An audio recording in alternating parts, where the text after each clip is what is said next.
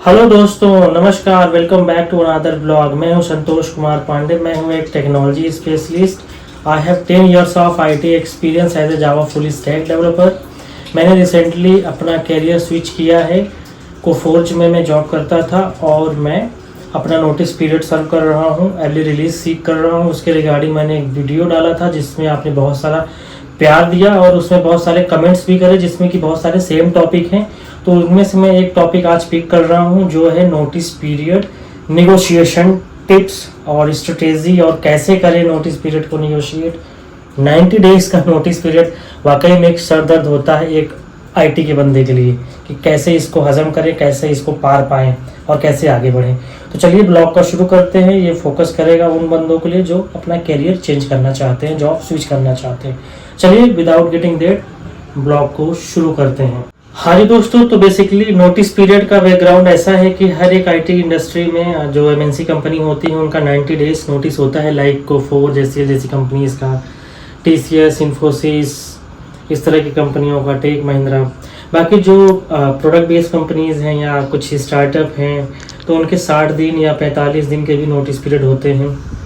Until आप bench पर हैं, कुछ काम नहीं है, तो आपको जल्दी रिलीज मिल जाता है with in 7 days, 5 days, 30 days, based on the your talk with और communication with HR और मैनेजर।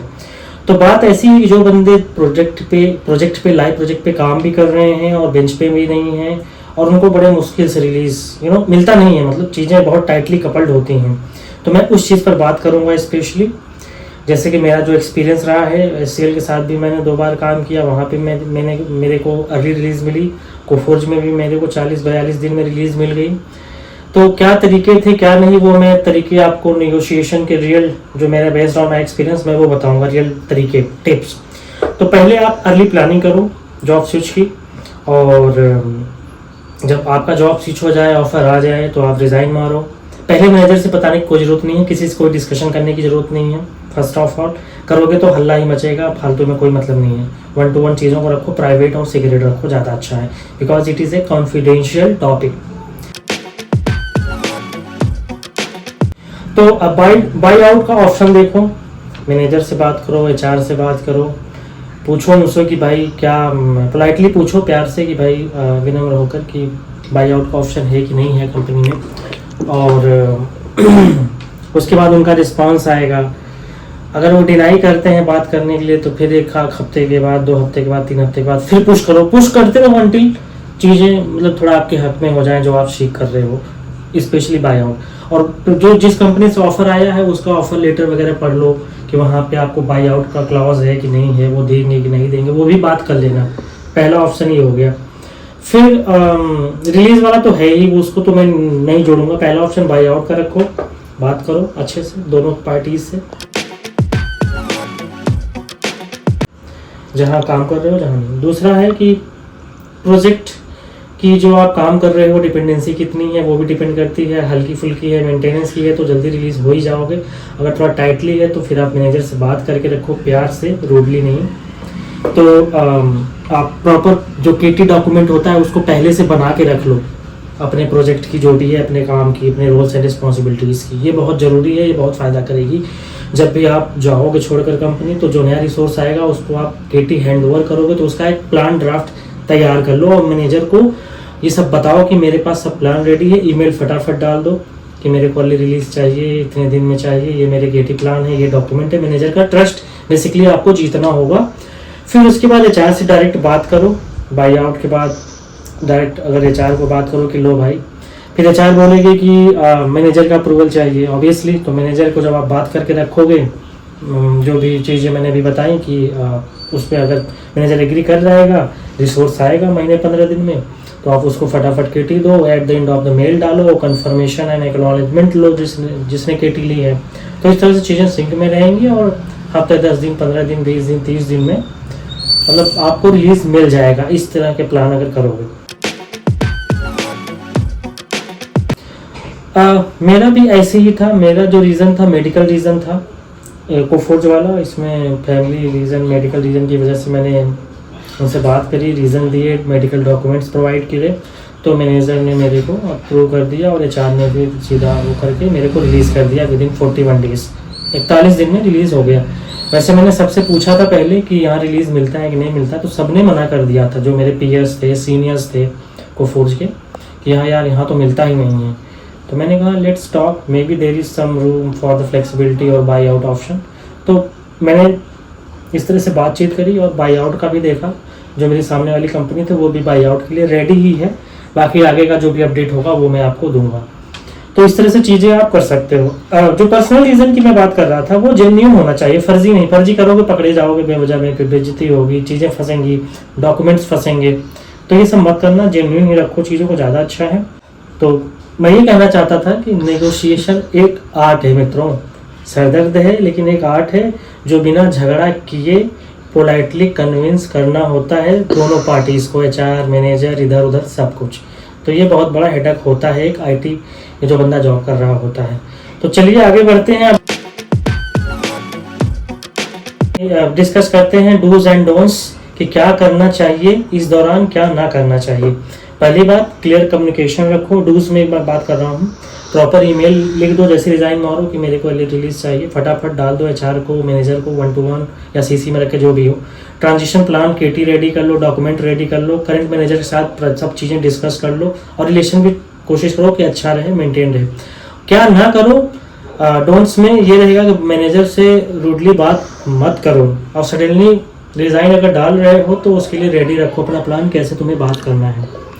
दूसरी कंपनी का ऑफर लेटर अगर है तो एचआर को बिना सोचे समझे मत दिखा दो, तुरंत भेज दो, नहीं दिखाना। अगर आपको रिटेन होना है तो वो भी प्लानिंग रखो कि हाँ मेरे को रिटर्न होना। लेकिन कोई कंपनी 30% या 50%, 80%, 100% देती भी नहीं है, तो वो दिमाग से निकाल दो रिटेन होने का, अनटिल आपको फ़ायदा दिखे आपकी लाइफ गोइंग फर्दर की यहाँ ग्रोथ क्या होगा। हाँ जी दोस्तों, तो बहुत ही इंपॉर्टेंट 1-2 पॉइंट और हैं जो कि मैं बताना चाहूँगा। लीव्स जो बची होंगी आपकी, तो लीव इंकेशमेंट करो, मतलब उनको एडजस्ट करा लो। लाइक लेट से CLPL जो लीव्स होती हैं, कैजुअल लीव, पर्सनल लीव, सबको मिलती हैं। लेट से कि मेरी 20 दिन की बची थी लास्ट टाइम, तो वो भी एडजस्ट हो गई। तो 90 दिन में 20 दिन अगर कम हुए तो 70 दिन हो गए टेक्निकली। तो इस तरह से आप चीज़ों को अलाइन कर सकते हो। नेक्स्ट पॉइंट है दोस्तों, रिमोट आफ्टर KT, जब मतलब आप रिमोट पे ले सकते हो KT आफ्टर योर एग्जिट। तो आप ऑफर करो अपने मैनेजर की कि मैं अपने एग्जिट के बाद भी पोस्ट उसके बाद भी सपोर्ट दे सकता हूँ, फ़ोन पे, जूम कॉल वगैरह पर्सनली अगर आप कर लो, गूगल पे, जीमीट कर लो। तो इस तरह से गेस्चर आप देकर भी एक अच्छी रिस्पॉन्सिबिलिटी आप दिखा सकते हो और ट्रस्ट गेन कर सकते हो मैनेजर का। अब नेक्स्ट जो टॉपिक इस कड़ी में होगा, इस श्रृंखला में, बोनस टिप जो मैं देना चाहता हूँ अपनी एक्सपीरियंसेस से। स्मार्ट टिप ये है कि जूम कॉल 1-2 घंटे का कर लो, हेल्प पोस्ट एग्जिट, और गुडविल भी बना रहेगा, और उसको सपोर्ट करके चीज़ों को एकदम क्लोज कर दोगे अच्छे हिसाब किताब से। बोनस टिप यहाँ देना ये चाहूँगा, जो लास्ट में पहले मैंने बताया था, प्रॉमिस किया था। पहला है बेंच वार्मर्स एडवांटेज। पहला पॉइंट, अगर आप बेंच पे हो या एलोकेशन है तो एचआर से बोलो मेरे पास कोई एक्टिव एलोकेशन नहीं है, तो आप मुझे अर्ली रिलीव कर दो। ये पहला। दूसरा, नेवर एब्सकॉन्ड द कंपनी और नोटिस पीरियड। अगर इस फेज में हो तो एब्सकॉन्ड बिल्कुल मत करो, मतलब छोड़ के भागो मत, प्रोसेस से अलाइन रहो, उसको कंप्लीट करके ही जाओ। ठीक, एब्सकॉन्ड करोगे तो बेजेबी नेक्स्ट कंपनी फेल होगा और फिर सब मामला गड़बड़ा जाएगा आपका। ठीक, तो ये चीज़ ध्यान रखो फ्यूचर जॉब्स के लिए, ये बहुत इंपॉर्टेंट होता है। कंक्लूजन पे आते हैं दोस्तों। 90 दिन का नोटिस पीरियड बहुत बड़ा सरदर्दी है, थोड़ा अनफेयर लगता है, लेकिन इसको हमको कंप्लीट करना होता है सबको। इम्पॉसिबल तो नहीं है, चीज़ें अचीव हो जाएंगी इस तरह से जो मैंने बताया, अगर आप इसको ऐसे फॉलो करोगे। हर कंपनी, हर मैनेजर का हिसाब अलग होता है, सिचुएशन अलग होती है, इसलिए आपको स्मार्टली पिच करना पड़ेगा, प्ले करना पड़ेगा, बातचीत करनी पड़ेगी, कम्युनिकेट करना पड़ेगा। तो समरी ऑफ दिस वीडियो ये होगी कि भाई बाई आउट का अच्छे से देखो, लीव सब्जेक्ट्स करो, KT एफिशिएंटली दो, एचआर को वैलिड रीज़न दो, मैनेजर को ट्रस्ट जीतो, वैलिड रीज़न दो, और चीज़ों को आगे बढ़ाओ। कमेंट करो अगर आपका एक्सपीरियंस अलग था या कोई नया ट्रिक आपने यूज़ किया था इस दौरान, तो ज़रूर कमेंट करके बताओ। मेरे केस में SCL में मैं फर्स्ट टाइम पे मैं बेंच पे था तो मुझे 7 दिन के अंदर रिलीज मिल गया। सेकंड केस में मैंने उनसे बाई आउट का बात किया तो करीब करीब मैंने जो नोटिस पीरियड वहाँ सर्व किया था 40-45 दिन का सर्व किया था। तो इस तरह से चीज़ें 90 डेज से रिड्यूस हो गई थी। और सीक्रेट मैं बोलना चाहूँगा मैनेजर का ट्रस्ट जीतना है और एचआर को बड़े ट्रांसपेरेंसी के साथ डॉक्यूमेंट शेयर करो, बातों को रखो, तो इस तरह से चीज़ें शॉर्ट आउट होंगी, रिड्यूस होंगी नोटिस पीरियड में। मुझे लगता है आप स्मार्टली अप्रोच करो, अच्छे से बात करो कूल होकर, 90 डेज को 45 दिन या 30 दिन तक रिड्यूस कर सकते हो। इस तरह से ये पॉसिबल है, हो जाता है, ऐसा कुछ नहीं है कि नहीं हो पाएगा। तो चलिए अब हम वीडियो के एंड पर आते हैं। अगर आपको कुछ ऐसी सिचुएशन में फंसे हो तो आप कमेंट करके बताओ, शेयर करो। अगर कुछ डाउट हो, क्वेरीज है तो आप मुझको रीच आउट कर लो, 1-to-1 लिंक्डइन पे कनेक्ट कर सकते हो और मुझे अपने मैसेजेस भेज सकते हो। दोस्तों अगर आपको ये वीडियो हेल्पफुल लगा हो तो लाइक जरूर करिएगा एक, और चैनल को जरूर से जरूर सब्सक्राइब करिए, बेल नोटिफिकेशन को भी ऑन कर लीजिए। और आपका एक्सपीरियंस क्या रहा नोटिस पीरियड नेगोशिएशन में वो जरूर बताइएगा। एट दिन कमेंट खुला है, मैं पर्सनली रिस्पॉन्ड करता हूँ टाइम जैसे मिलता है मुझे। बाकी मेरे चैनल ड्राइव एंड कोड को प्यार दीजिए जैसे आप देते आ रहे हैं। चलिए सब्सक्राइब करना मत भूलिएगा और ऐसे ही रियल टेक टॉक के लिए रेडी रहिएगा, रियल एक्सपीरियंस आपको मिलते रहेगा। Thank you so much watching for my blog. Thank you so much. मिलते हैं नेक्स्ट वीडियो में नए टॉपिक के साथ। सी यू, लव यू।